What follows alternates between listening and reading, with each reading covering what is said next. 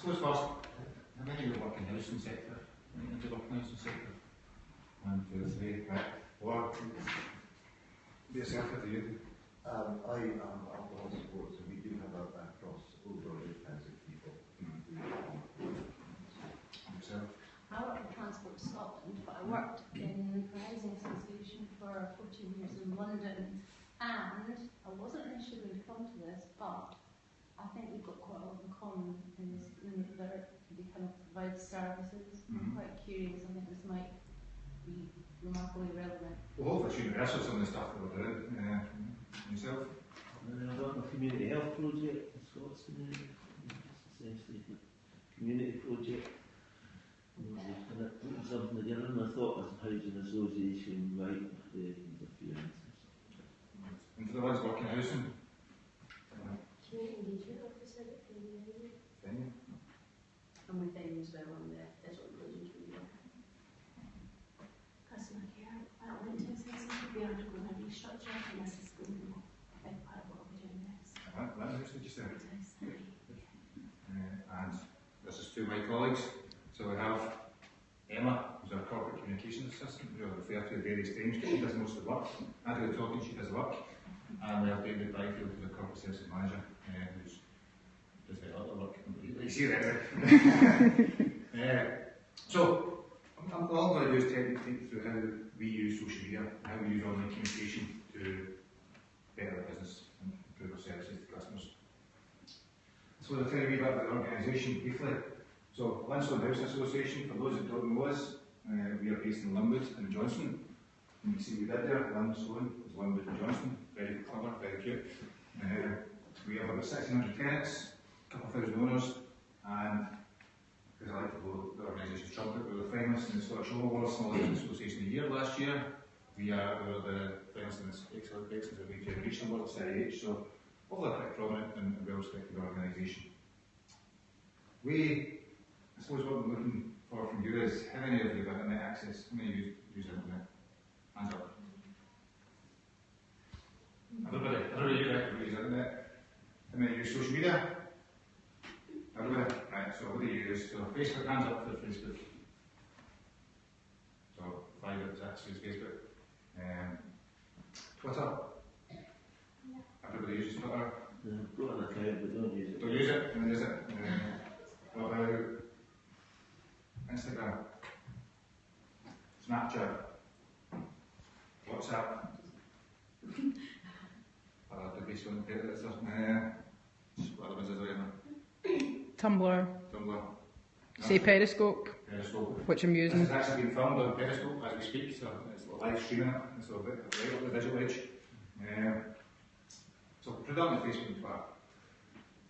And they use about your internet to pay your bills, do your banking, do all those kind of things, do those services, the day-to-day services, car insurance, all those kind of products.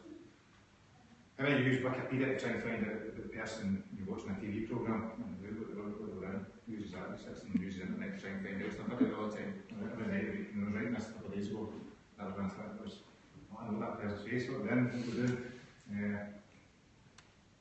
So, one of the things that we flag up is obviously, we work in the Housing Association in a private area, telling people are vulnerable, lots of issues. And one of the big gaps is that social media, well, there's a lack of Wi-Fi. So Wi-Fi is described often now as hospitality, you might have heard that said, but it's not for all, it's not universal for all at this point in time. Whereas around 80% of UK adults use internet, and about 65% of those that are in social housing use internet. So you see, there's a big gap there. And one of the things about tackling the digital divide is to try and get that up to the 8% mark, which in turn does put that up to 5%. And the reason for there will be 65% in people in social housing is essentially people are deprived, people are vulnerable, people who don't have income to afford Wi-Fi, afford the resources for that, and struggle to do it. They don't have access to both hardware, in terms of laptops, PCs, smartphones, they don't have access to broadband. And that's one of the major gaps in looking at how to develop a social media strategy and develop an online platform, and knowing that 1 in every 3 of people can access the information you're trying to provide them. Now, put it this way, if you can't afford an iPhone, an iPad, you shouldn't get benefits in the first place. I should, if you can afford an iPad, you should be able to get benefits now. Emma asked me yesterday why I put that there, and I was meant to be controversial with you to say the suggestion is from people that if you are poor, you shouldn't have life luxuries. So life luxuries are iPhones and smartphones and tablets. Now I wholly disagree. For the benefit of the camera, I wholly disagree. But generally speaking, as a perception, you listen to the media, look at the reports, it's a suggestion that people that are poor should not have the basic needs that other people have. I think that's one of the things we're able to change with some of the digital inclusion works. So Lancelot's going to be embarking on a programme of channel shifting. Now channel shifting is really moving people from face-to-face communication in the office and telephone and community work and exception, moving them towards an online platform so that most of the communications that with us becomes via computers, via smartphones and via online services. The reasons for that's twofold. One of them being I'm a finance director, so my aim in life is to save money and to actually be more cost effective. And from a business perspective, to move people to an online platform is much cheaper for us than it is for physical people doing the work. So if you look at people doing it's not so great to visit people, or you go to people phone up reception to talk about repair, or all these different things that happen in a housing association. If we can do that online, we can do it via social media, that can save us resources. Those resources can be deployed into improving homes, deployed into providing other services that people need. So, just very briefly, face-to-face communication through this information from Stockton, £7.40 for every face-to-face communication, £2.90 for telephones, and in effect £2 for somebody who does something on the web. So, massive, I mean, it's quite clear, stark there, the difference of people who do things online. It is much more cost effective for the organisation. Now, the reason why car insurance and banks and all these things do that, it's not necessarily about providing customer service, it's about saving money, it's about the resources and all that sort of stuff that goes with it. And over a long number of years, have changed. People have changed their behaviours, changed their habits, and start to do that much more often. Now, housing associations and the public sector in general is pretty far behind in a lot of cases, and it's trying to move with the times in some ways.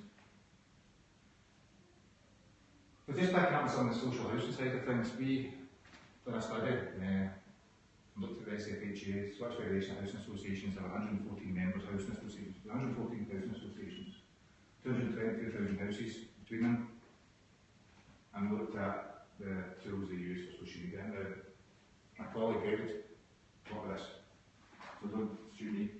F and YouTube, I'm still using it to this day. He asked me yesterday if we're still putting that in, F and YouTube, so we did.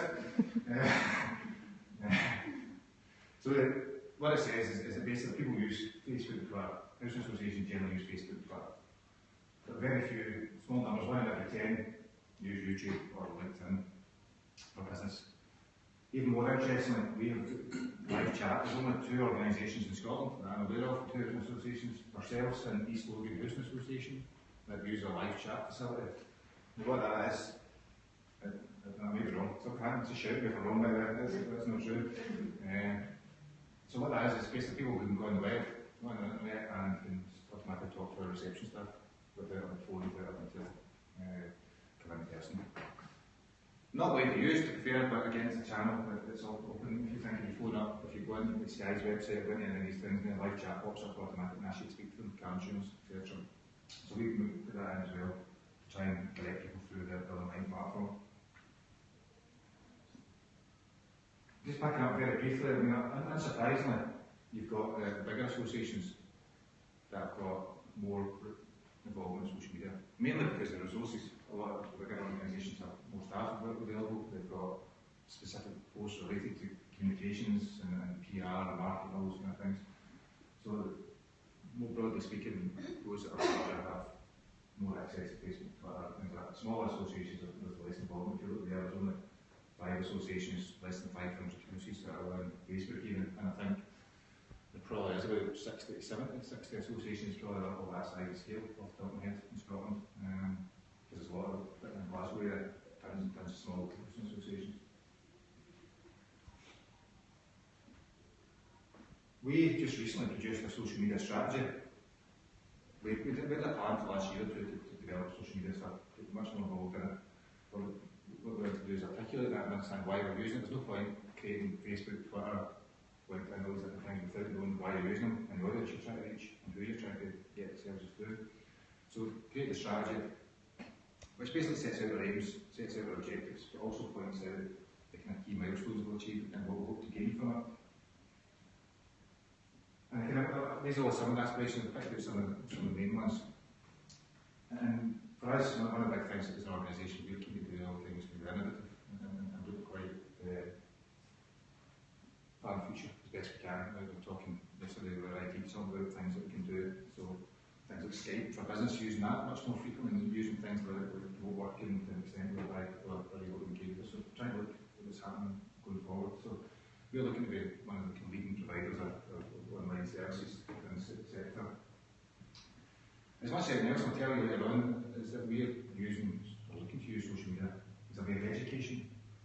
So educating people to actually to do things rather than actually reacting. Housing associations, by its very nature and by its very definition, often react to issues. So they react to people that are causing antisocial behaviour, react to people before they repair, react to people not getting letters.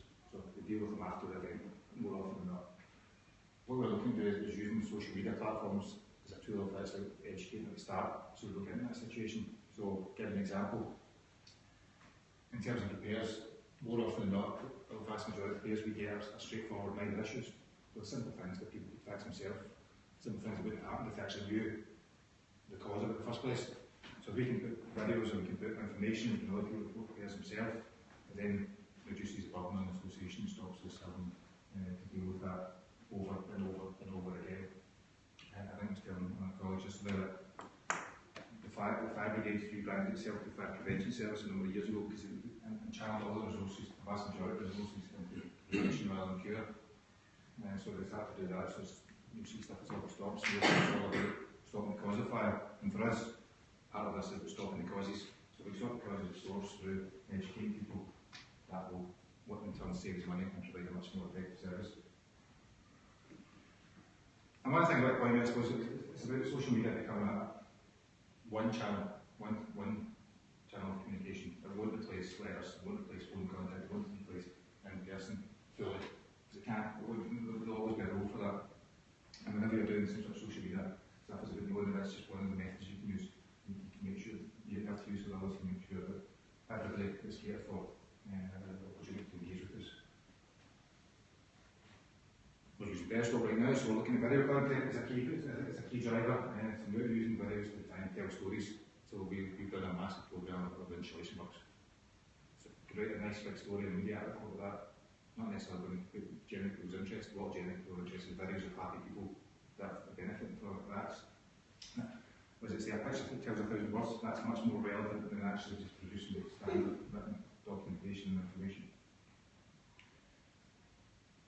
And again, purely from a profile point of view, it's about senior staff and blogs, articles, and participate, putting information out there to raise the profile of the organisation, because I think the organisation grows the more profile it has. So one of the things when we're doing this is identifying in the strategy what are our audiences, who are we actually trying to provide social media for. And yes, there's parents and residents, of which there's a couple of thousand of them, and yes, it's a wider community. There's also about the Scottish Government, it's also about politicians, it's also about the media, about the trade bodies like Charles Duty Housing, Scottish Federation Housing Associations, it's also about funders. And I think one of the key things when you look at social media is understanding who you're trying to reach. I think that for us, we have undoubtedly gained through raising our profile through Twitter, through social media, through some of the other stuff that's helped us attract funding, it's helped us be asked to do lots of things, helped us gain resources we wouldn't otherwise have got. And that's worth remembering as well. It's also made us more prominent in the community as well, so we'll get participating on community events through Facebook and through those things, so it just will raise the profile, raises the knowledge of the organisation in a positive light, rather than just hearing negative stories. So very briefly, I'm just going to pick up, so we do customer satisfaction surveys every 3 years. And interesting enough to know, the suggestion is that 56% use internet, which is slightly below the 65% we talked about earlier on. part of the reason for that is probably because we operate in slightly more deprived areas than the average norm. Some of the areas in Paisley, Johnston, that's some of the most private in Scotland. It's quite interesting when you look at the demographic. Somebody was saying at the last workshop that most of the contact they have through social media from the age of about 30 to 50, people aged between 30 and 50, they're the ones that engage with them. It's not the younger ones, although there's more of them using it, but it's not a bigger issue. They're not as interested in dealing with housing associations. So the 30-year-olds, 50-year-olds engage more.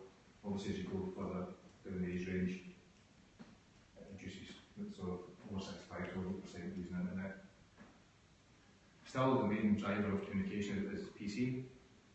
I think a lot of people suggest smartphones, and smartphones are rising rapidly, but still PCs are the main driver for people using the internet and using online platforms. We've done a lot of work on our website, so 91% of people think our website is good design, good content, and easy to use. A lot of people have used it, so positive stuff there. And just picking up on our website, there's a couple of things. So we're talking online, we're talking social media, most of online, so it's all about the whole communication process, and the website is still a main part of that. I think people can get a bit lost at times in social media, like Facebook and Twitter and all these things. It's also about the website, and our main aim of the website is to make it interactive. Most websites you'll see are information tools. They just tell people stuff. This includes facilities to report repairs, it includes facilities to make a payment, apply for a property, and the live chat. The reason for this we picture the mobile phone here, because it's a bugbear of mine, and David's actually as well, that people try to still produce apps, create apps. As long as you're resizing the website for mobile devices, there's no need to write apps. They're cumbersome, they cost more money, and I don't necessarily recommend them. If there's any app developers who like challenge that, that's fine.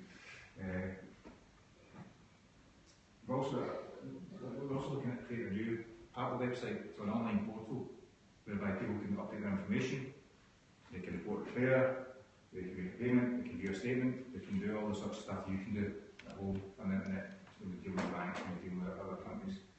There's absolutely no reason the housing association or a tenant within a housing association can't duplicate the same level of service that you get from other providers.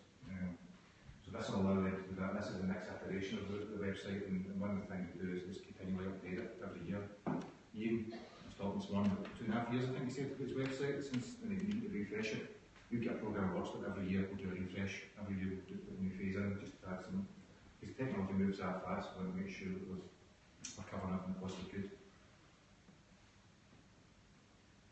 Just another wee diagram on the online portal. This is a repairs element, so people can report repair online through picture infographics. So very simple, if you've got a dodgy socket, click on that, takes you to the next page, which shows you a bit more detail, which takes you to the next page, which shows you a bit more detail, and automatically populate a repair in our system. So that'll then do it. Removes the need for human intervention from our staff.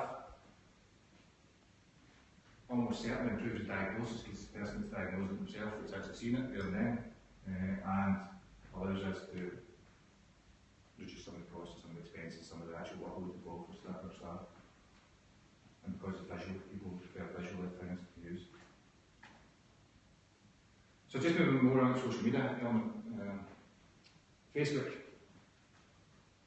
Everyone likes Facebook. That's why it's my likes on the screen there.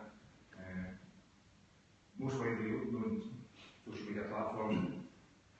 We've used it over the last year, probably. We started with Facebook about a year ago, and I'm going to praise Emma here. Emma's come in last July and completely revamped our Facebook, our Twitter, and all the social media stuff. We used it for corporate information. We told people about things happening. We used it to tell them that the rent was this, or profit was this. We never actually done anything interesting. So people would look at it, as you'd expect. Didn't find it interesting, didn't want to look at it. So we've got a deliberate ploy to make things more fun. So depending on your interest in puns, whether the director of operations is funny to you or not, but this picture of the dog was and is still the most viewed Facebook post we put on. Don't know if that tells you that people are looking at stuff, but what it is, an interesting thing, although that, if you see that's up there, the next one we've got stuff about employment, the next one we've got stuff about services. because you engage people look at things that are curious, interesting, and captures attention, they will invariably look at other stuff, and that's where the information will then get passed down. So understanding that the fun stuff is there for a reason. It's there to draw their attention to the site first, or to the page first, and then we'll get information to go up. And information's in it. This is my favourite pictures of all time, you know, in the house. We got sent these by a tenant. These are our properties. These are multi-storey flats. That's our office down there, which you can't see very well. This guy works up in those multi-storey flats, use Minecraft to create images of our properties. Not throughout, never asked him, never suggested. He sent them into us and said, I was sitting in the house watching Minecraft, or what would I say? And made all these different pictures. Now that's, again, phenomenal tracks. We use that on social media things. You see there are 203 people reached for that one, what various comments and likes. And it's reaching people who wouldn't necessarily have known anything about it. And phenomenal. Job done. The guys did a great job, and we rewarded them. So we get maximum exposure, we give them a prize, and then publicise it again. Put it on various other media platforms that we help create a buzz around it. So one of the things, you know, we want to get flagged up briefly here. That post, I think it's that post, is it? It might be that post. 995 people reached. Now, there's no way on this earth that we could reach 995 people when we've got 600 tenants. With these random information on the website, or just random sending stuff out. 995 people would look at it. We may get it, we would look at it. So the big thing for us at Facebook, although it's not big, I can't remember how many followers we have now, 200 or something.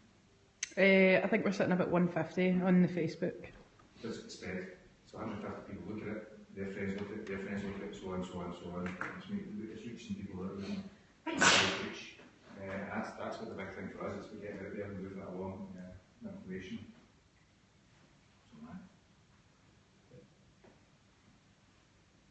And just to show that how it actually is. I mean, this is a property in Tyre Avenue in Limwood, low demand, not too much love there.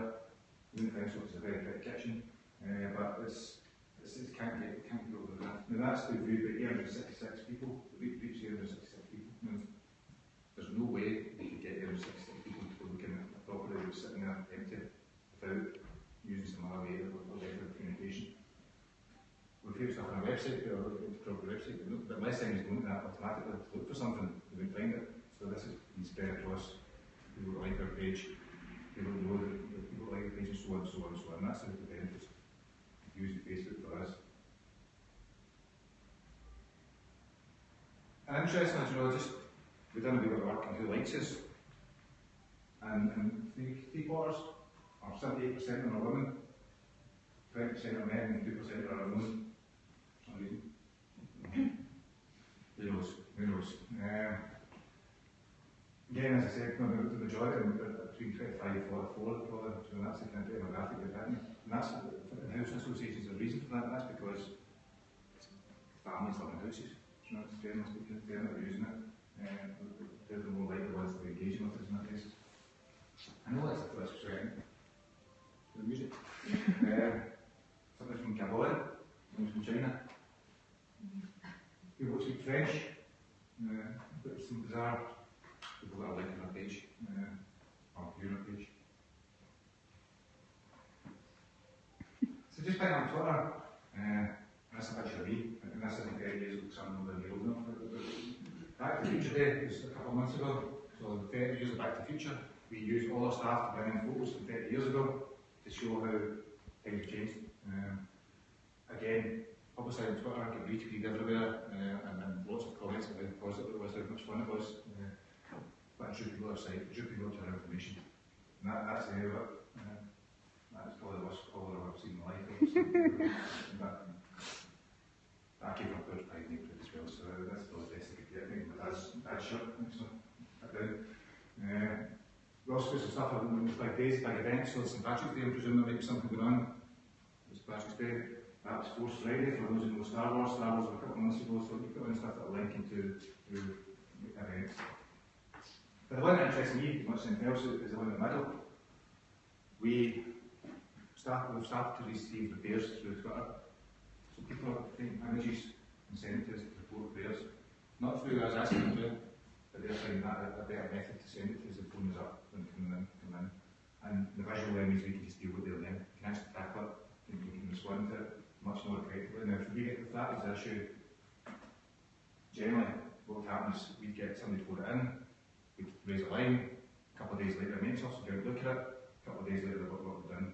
So that's how we can automatically get the job raised and somebody out to do it. So it's saving time, saving costs, and much more very efficient.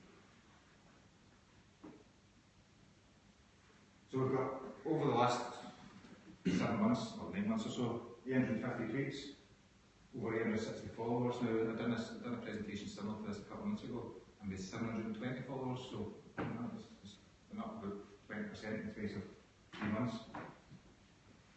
And we're following 300 companies and 300 others. Without going into the detail of it, it's mostly corporate, and Twitter's used corporately generally. It's used corporately, it's used by MPs, it's used by media, it's used by ones that pick up that. There's a number of stories that were in the Twitter account that were then in the media articles, because the local press have picked up on it, which is then provided as well, in house and press as well, which is what done well just to expand on that, get the information out more widely. So just picking up a summary, 1,000 visits over a period of a month, lots of engagements, really positive, getting lots of feedback from people. I said earlier on, put the same stuff on there, so we've got Minecraft stuff on Twitter, we've got it on Facebook, we've got it on the website, we've got it on LinkedIn. Putting it on all different channels, using all the channels for all the same posting information. And that's an interesting one, so we do get criticised on it on Twitter. I think the really last one gives it away with the question mark. That's we're being criticised for painting a block of flats red, white, blue. Apparently by Scotland, that's not a done thing. Suggestion should be doing that. Turned out we wouldn't have known about that, so we wouldn't have known about that immediately. So we got that contact. Turned out the paint was the wrong colour. So that's simple and able to resolve. Apparently it wasn't make red, white, blue. Although my colleague is like we just wanted to leave it. Quite happy with it. So that's, people are using that again to quote stuff and get information that we didn't otherwise get. We've also went quite prominent on YouTube, and that's going to expand greatly over the next year. So particularly when people mobile phones now, we're going to use iPhones to start to take videos and things. But we're using it to do more corporate communication now, so things to do with rebranding of new offices, meeting who the staff are, and a few other bits and pieces. So using YouTube and videos as a channel to get information across. But this year, I suppose one of the things in strategy is that we look at education. I said earlier on, one of the things we want to do is educate people. Stop them coming to us as a source. So, if you're a housing association, our largest source of work is repairs. So we have 4,000 repairs a year we have to deal with. 4,000 repairs a year. Most of those are of a minor nature. The vast majority of minor joining work, electrical work, plumbing work. We're going to put videos on there to show people how to change a light bulb, show people how to fix a chip switch when it was off, do all these kind of things. Start to direct people to do that rather than getting somebody else to do it. Because each time we do it, it costs us 30, 40, 50, 60 pounds, maybe. And each time we do it, that's part of the money that we can spend elsewhere. And put a new kitchen or bathroom in the house to put something more effective. So, whole range of videos going on there. Being good at it, YouTube, you type in anything YouTube and it'll give you how to fix it, how to do it, how to change your engine, how to do it. Why housing associations or anybody that provides a service wouldn't do the same thing to try and get people to use it that way? It's beyond me in some ways. I think there's inherent logic in it to do this, provide that information to people to let them utilise it. We also use LinkedIn. Well, we do use LinkedIn. We've got a corporate LinkedIn account, a company LinkedIn account. I'm not a fan, but it doesn't really achieve anything. LinkedIn works best for individuals. So each of the staff members, if you're sitting here, plus the majority of the other staff have LinkedIn profiles. They post stuff from the organisation on LinkedIn profiles.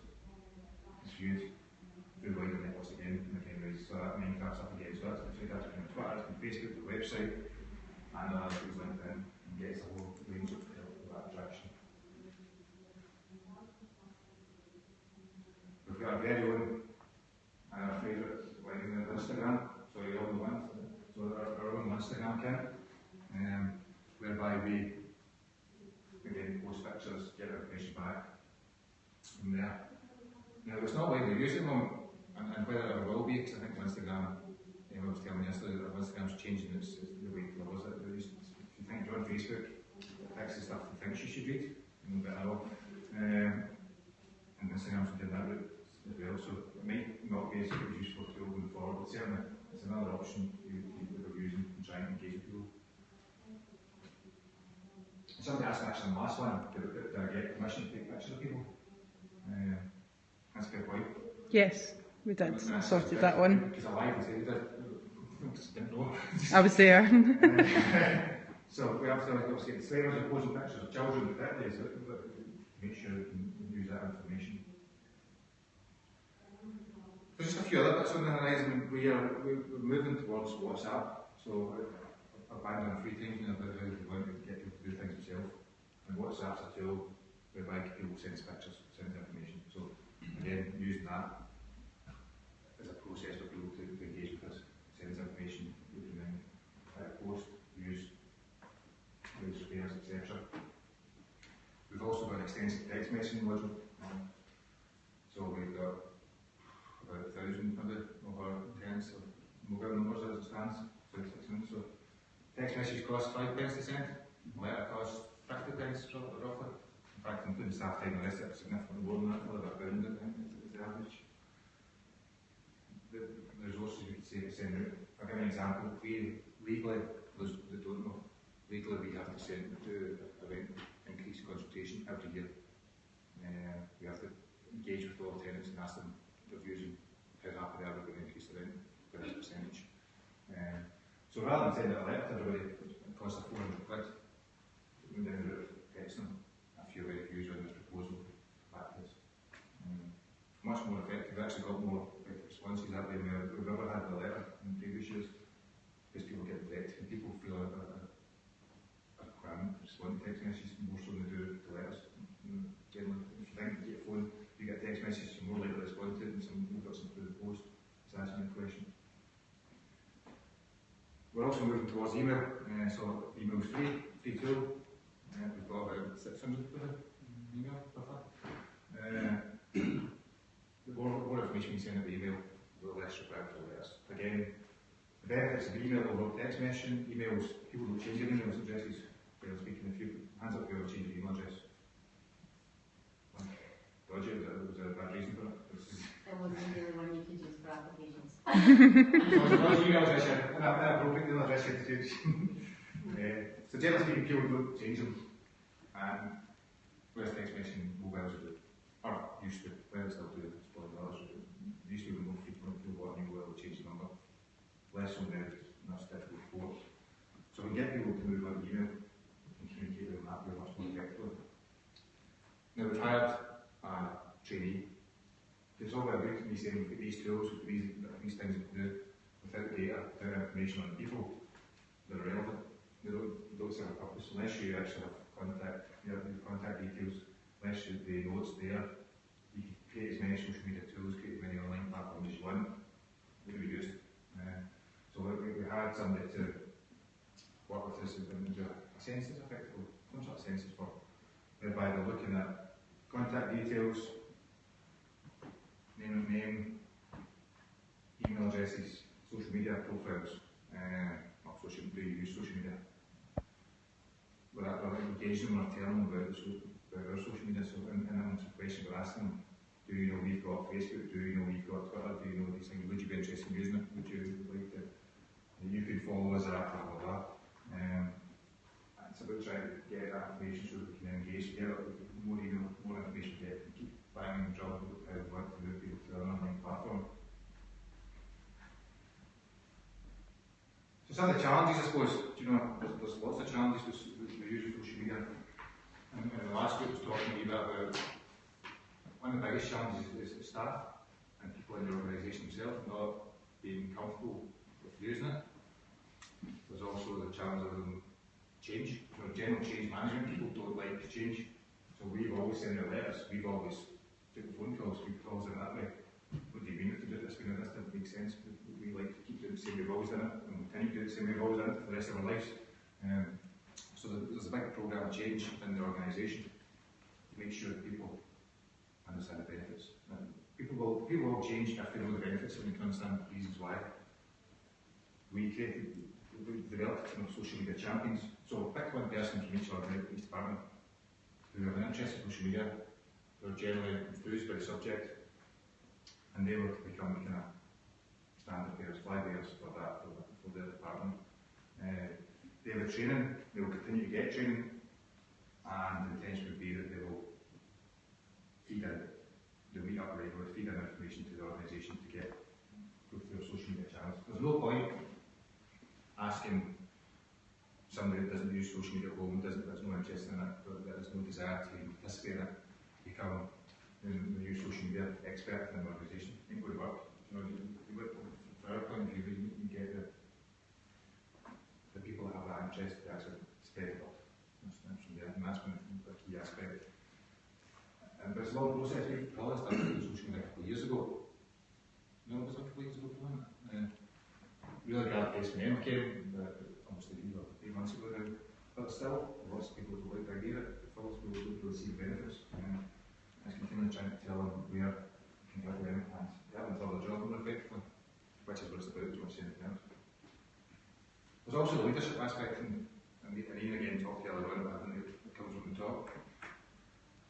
You need to have senior staff and people that are invested in social media, invested in online communication, and see the benefits now, particularly within housing, public sector type environment. I suppose that's often not the case because they don't use it themselves, they don't see the merit of it, and again there's that kind of change process. So again, without the senior leadership buy-in, generally will be effective. I know if I've said a few things, it's making it fun, so the fun stuff serves a purpose. The fun stuff's there to direct people to the relevant stuff. Fun stuff's not just about having a laugh. It's about getting people to look at our information and then feed into the more relevant, useful and beneficial information. There is costs involved. I mean, I think at the outset for developing some of these things, there's costs and time, and at the start there's significant costs in, but I think what we've shown in some of the stuff there that over the period of time that will lead to significant benefits. You know, any new project, any new thing you're doing, costs will start and saves money in the long run. That's the plan behind it, we should do it. And it's very much the intention with social media and online communication as well. So for us, I suppose what's the next steps? It's about engaging more with our communities. So we've engaged a lot with corporate staff, we've engaged a lot with some of our tenants and customers, and we're getting staff invested in it. But it's widening that out, engaging them more with the wider community. We work in, say, London Johnson. We're a small portion of the people in London Johnson. Our house is a small portion of London Johnson. So expanding that wider to include the whole community. So involving ourselves in gala days, involving ourselves in community events, raising the profile of the community, activities that happen, raising the profile of things there. Because you want to keep participants within the community, and that's part of the next stage. There's a phase 3 on the website. I think it said that every year we refresh the website. This year there's the online portal, which is that's a good one this year, isn't it? The online portal, we can refresh it. Next year we'll do another one, following do another that, we'll continue to do it every year to make sure that it remains fresh, relevant and interactive as possible.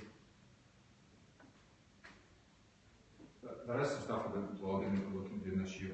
I think that within the blogging is when you've got something said. So when something says relevant and something says useful. Well, you're meant to something says relevant and useful. A lot of people just say things for the sake of saying them, but generally speaking, you should have something that is benefiting. And it's trying to get, I suppose, the subject interesting enough as the right word. So the intention to do that this year and start to develop that more, because again, raise the profile and get some information to both the customers and the wider sector. So just kind of the main points, our aim, and you'll see I've been a little bit vague in it, is to provide most of our communication online in future years. I would say within a 3-year period, I'd expect the balance to go 50% of stuff done online versus in person, human contact in that sense.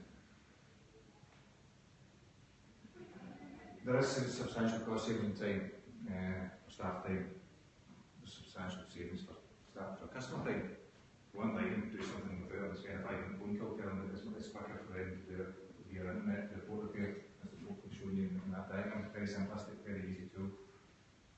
People want to do things themselves nowadays in that format. There's also substantial savings in postage. We spend postage costs £10,000 a year, sending letters. Lots of money.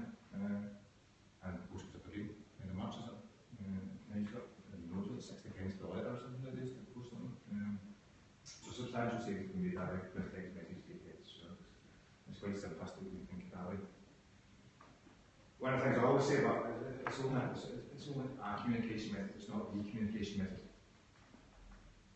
It should be used in conjunction with all the other methods. It should be used in conjunction with personal contact. It should be used in conjunction with an office is available, accessible, you can come in there. It won't ever replace all personal contact, need a human element. You won't get, what do you get into it? When human element with organisations, are there any organisations? You can't actually do it yourself. DWP, actually, for those who work in environment, DWP is pretty much only phone and online. I don't think I visit an office nowadays, or can I visit a job site really nowadays? Easily. Most of them. You get your reports and things like that, most of all that's done. So it's, there will always be an element of personal contact always required for us to give that opportunity. And it's making it, let's say, fun, varied, informative, interesting people in a way that they want to engage with us. So now over to you. So I suppose I'm interested on what do you want to use social media for? Why? I suppose why do you want to use it? What do you think it can do for you? Thoughts? See, your personas, like your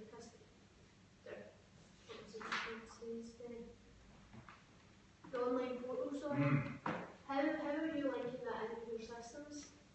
Does it link in directly so that the customer goes in? It's real time, it's straight in the housing management system, Right. so it's updated. What system is it you use? Capital housing. There's a variety. I mean, we use Capita, but there's a variety of different ones. SDM, for example, I've seen SDM put one. We use QL and we're looking at like a few of our services going online. We're using Arian, and having that space where somebody can update their own information was something that was discussed, but not in great detail. So I'm just curious to find out how that. And basically, that is it's a product we sell, and we put our skin on it. We put our stuff over. We overlay it with our brand and with our images, and tailor we that to suit ourselves. So that it's like a standard product from the as is the SDM one. I've seen many others have got. People do it as well, they do text messaging, they do a tenant portal, we want to into the database, so goes to real time with people information. Right.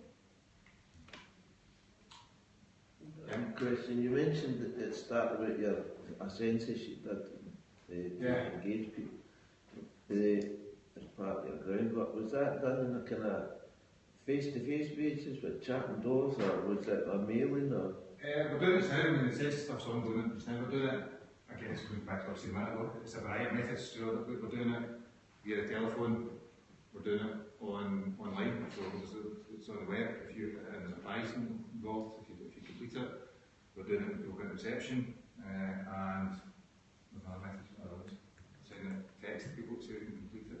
That's good done. Just when any of the officers go out on home visits, anyone that would be out will basically get given a form, and if the customer's all right completing it, then it will just get done there and then.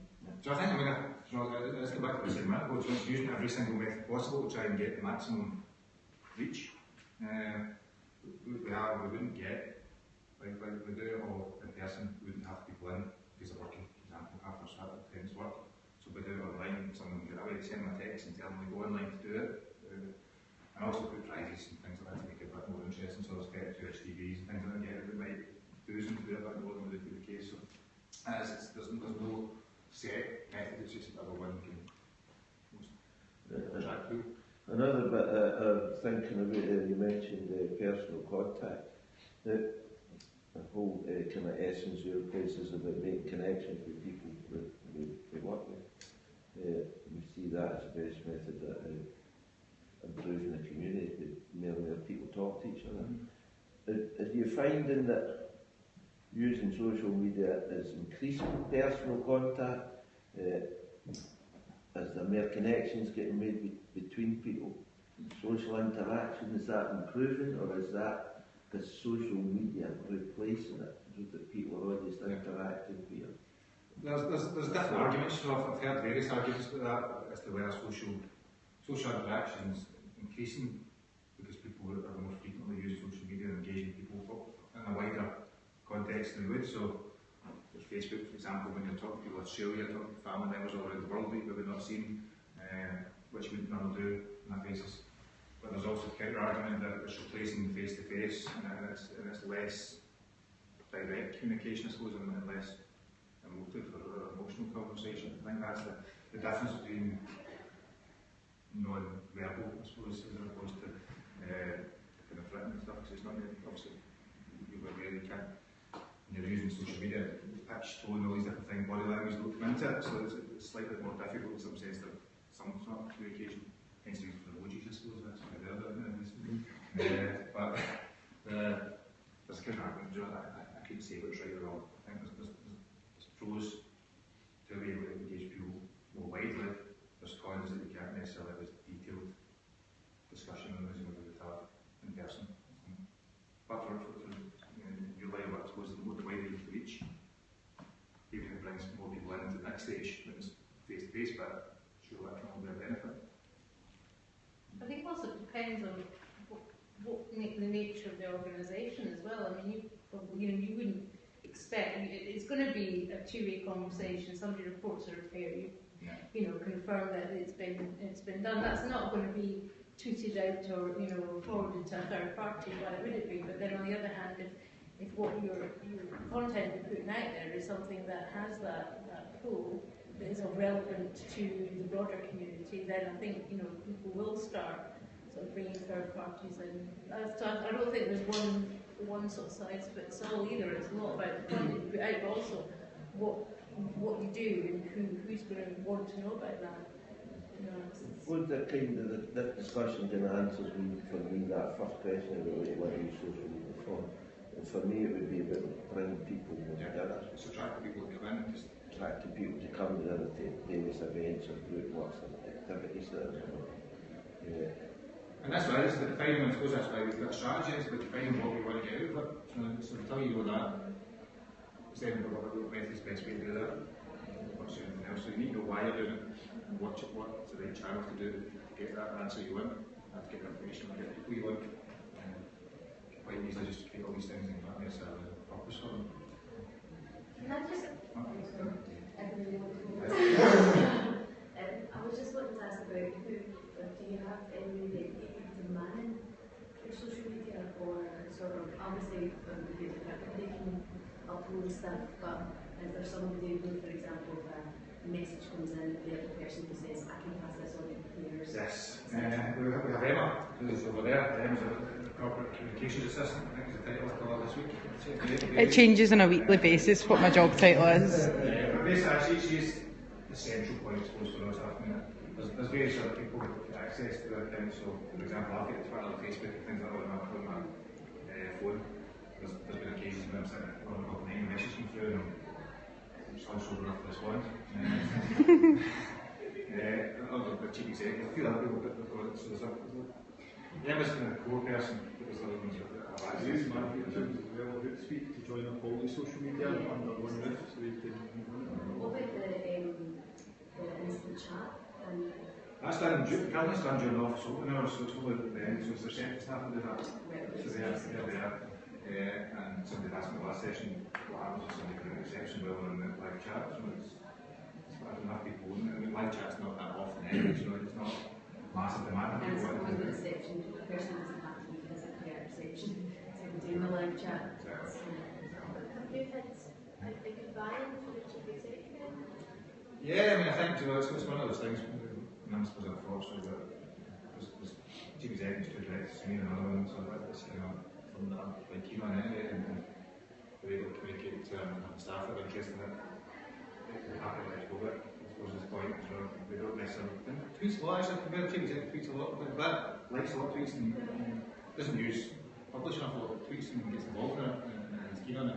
She shares it through her own Twitter. A lot of our content goes through her as well. Staff in general, do they have a lot of, use Facebook or Twitter? I know you've got the, like, you've got your social media champions, and that's something that we've looked at, because we've signed up to the Digital Participation Charter, and that's part of their kind of commitment, so it's something that we've looked at as well, but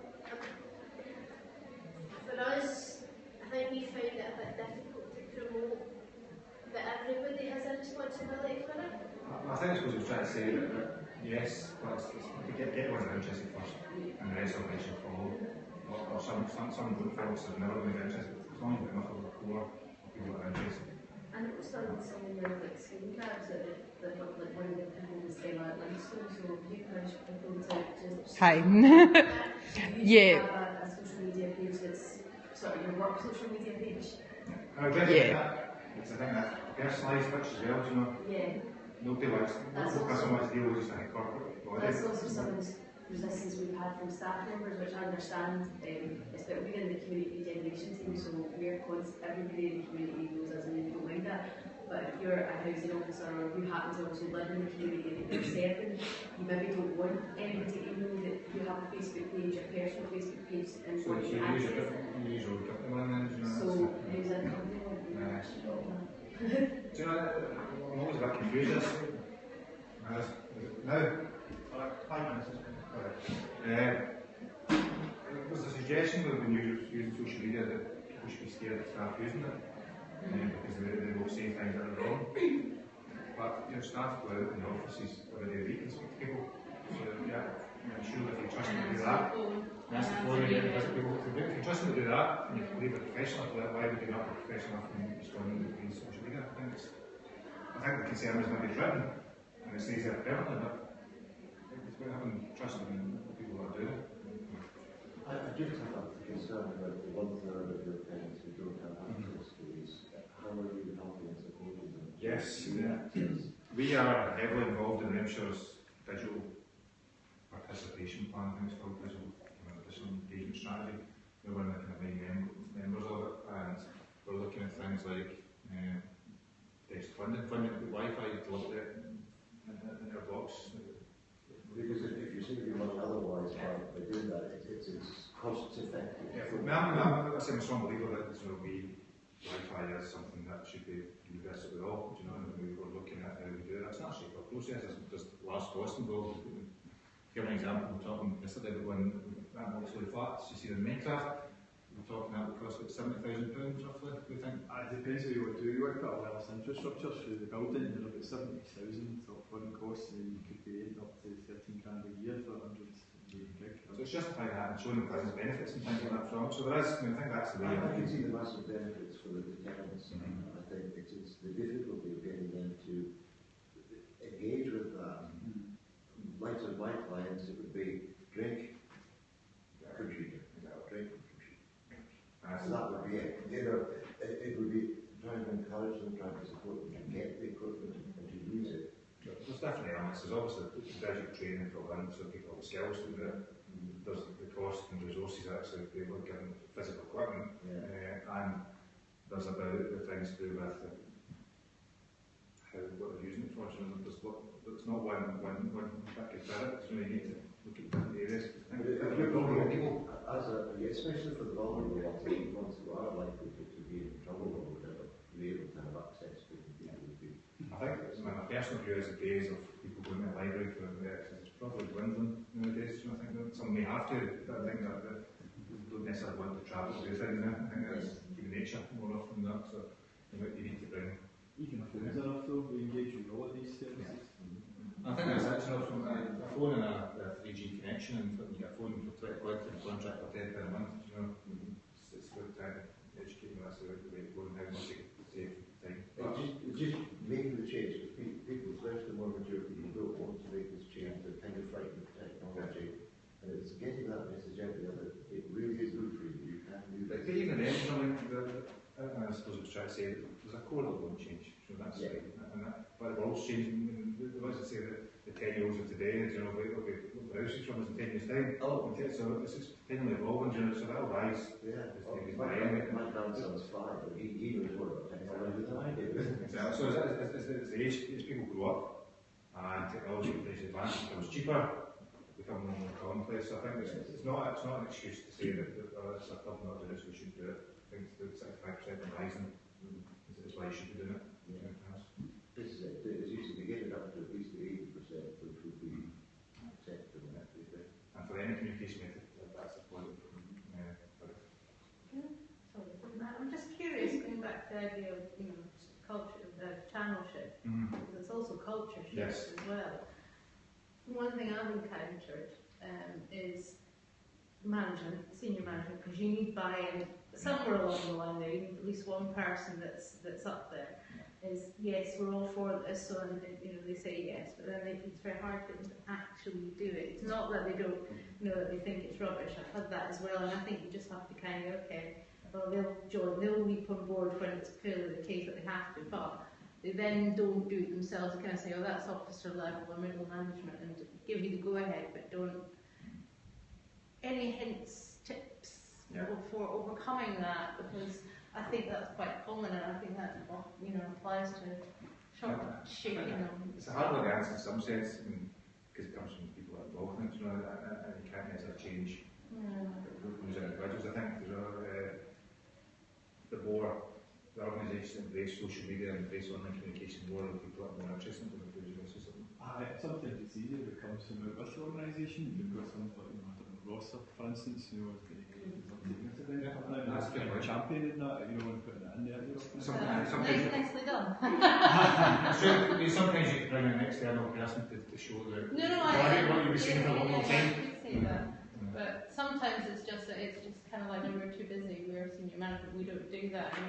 It's not that they don't want to engage, it's they just don't see that. To be fair, David's got a good point. We didn't do senior management training right at the outset.